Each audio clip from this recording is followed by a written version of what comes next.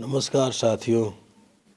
आज मैं डिस्कस करूंगा फेमिनिज्म से रिलेटेड कुछ ऑब्जेक्टिव क्वेश्चन एंड कुछ टेक्स्ट।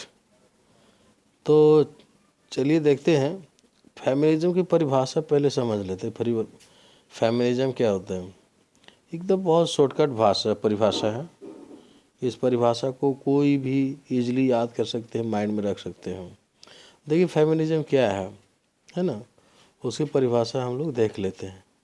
एक बार बता दें कि ये हमारा गुरु कृपा क्लासेस चलता है, जो कि ये ऐसा नहीं है कि हम आपको बहुत ज़्यादा ही जानकारी दे रहे हैं, लेकिन हाँ इतना मैं बता दूं कि अगर आप इस तरह से ऑब्जेक्टिव क्वेश्चन समय समय से मेरे साथ याद करते जाएंगे, पढ़ते जाएंगे, तो हो सकता है कि आपकी अच्छी जो एग्ज़ाम में आने वाली क्वेश्चन है, हो सकता है भिड़ सकता है।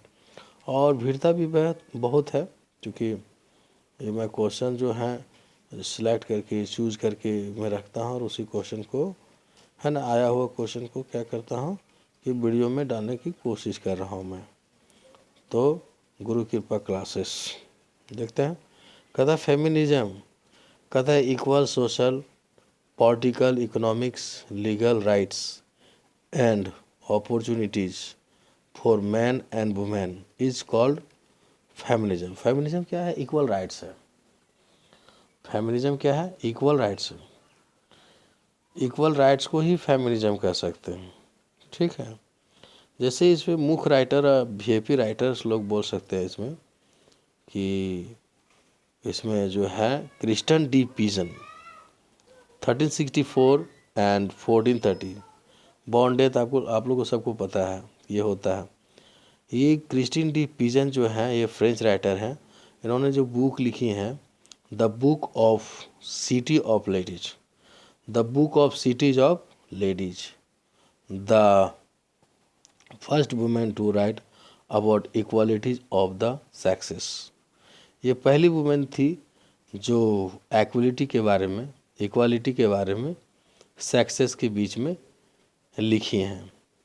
चलिए फेमिनिज्म के कितने वेव्स होते हैं, ज़रा वेव्स के ऊपर नज़र डालते हैं।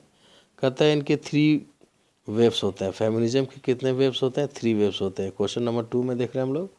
फर्स्ट वेव्स में हम लोग क्या पढ़ते हैं? Late 19th century and early 20th century focused on legal inequalities. 19th century और 20th century, early 20th century में हम लोग क्या पढ़ते हैं? Focused on legal inequalities, focused on legal inequalities. दूसरा सेकेंड वेव्स में हम लोग फेमिनिज्म में देखेंगे। सेकेंड वेव फेमिनिज्म में 1960 से 1980s, 1960 से 1980s, इसमें फोकस्ड किया गया है ना, कल्चरल इनइक्वालिटीज़। किसमें फोकस किया गया है? Cultural inequalities. थर्ड में हम लोग क्या देखेंगे? थर्ड वेव्स में हम लोग देखेंगे 1990 से लेकर 2003 फोकस्ड ऑन है ना 2000 तक, focused on diverse strand of feminism. Third waves कब से कब तक चला? 1990 से लेकर 2000 तक। और ये किसमें क्या बताया गया है? इसमें focused on diverse strands of feminism. अब हम लोग क्वेश्चन नंबर है ना आगे देखते हैं। जो क्या है? वुमेन, कुछ छोटी सी जानकारी इसमें है। कहता है women who were the householders over the age of 30, है ना ओवर एज ऑफ 30। कहता है women who were householder over the age of 30 यानी 6 million women got the right to vote in 1918 in UK. कहता women who were householder over the age of 30, 6 million, लगभग 6 million women got the right of vote in 1918 in UK। चलिए आगे बढ़ते हैं। Women over 21 got the right to vote in 1928 in UK. The 1918 Representation of the People Act gave the right to vote to all men over the age of 21. Age of 21. The 18, the 18, the 18 representation of the People Act give the right to vote to all men over the age of 21। चलिए Daniel डिफो जो लिखे हुए हैं feminism से related उनके बारे में discuss कर लेते हैं, है ना। क्वेश्चन नंबर 1 में आते हैं इधर, है ना। डैनियल डिफो जो लिखे हैं द एजुकेशन ऑफ वुमेन 1719 में लिखे। ये सब इम्पोर्टेंट क्वेश्चन है, हंसी मजाक नहीं समझिएगा और ज़रा सा देखते रहिएगा। एक झलक देने में, एक झलक, है ना, एक झलक देखने में क्या प्रॉब्लम है, क्या आपको बिगड़ सकते हैं। यदि एक झलक देख ही लेते हैं तो एक झलक देखते हैं, क्वेश्चन याद हो जाती है और ये क्वेश्चन आ जाए तो कितना इम्पोर्टेंट माना जाएगा। आप अपने लाइफ में एक नंबर के लिए पीछे हो जाते हैं, 1 मार्क्स के लिए आप पीछे हो जाते हैं।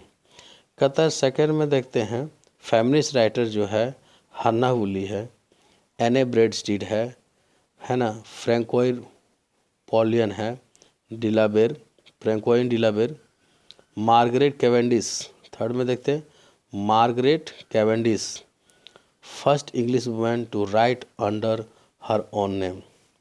ये फर्स्ट वुमेन है ना। मार्गरेट कैवेंडिश क्या है, first English women to write under her own name.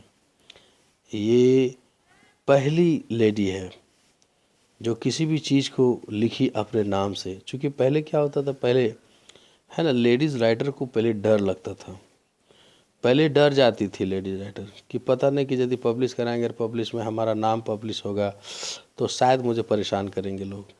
क्योंकि पहले जो है था ब्रदरहुड सिस्टरहुड नहीं थी, ये सब देखा जाता था कि लेडीज़ को किसी भी तरह आगे नहीं निकलने देना है ये लिटरेरी क्षेत्र में। तो इसलिए काफ़ी लोग सोच समझ कर लिखते थे किसी भी चीज़ को। अब चलते फोर्थ में देखते हैं एफ्रा बैन। एफ्रा बैन जो है the adventure of the black lady 1697। इसके बाद फिफ्थ है मेरी वॉलस्टोनक्राफ्ट,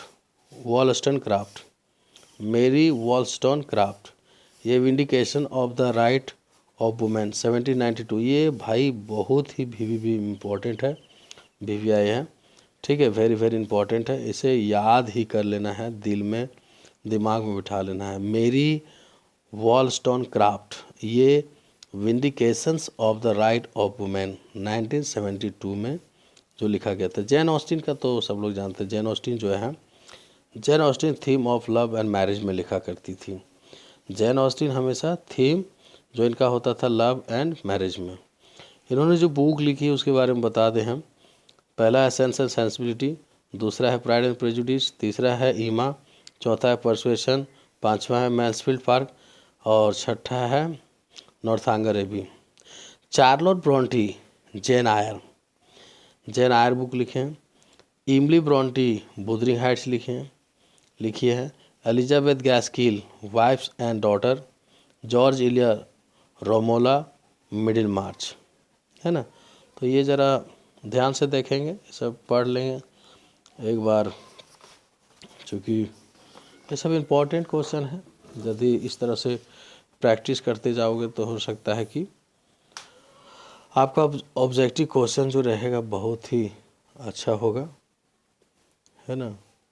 आज के लिए इतना ही समाप्त करता हूँ। ज़्यादा क्वेश्चन रिवीजन करने में प्रॉब्लम होगा, इसलिए आज इतना ही।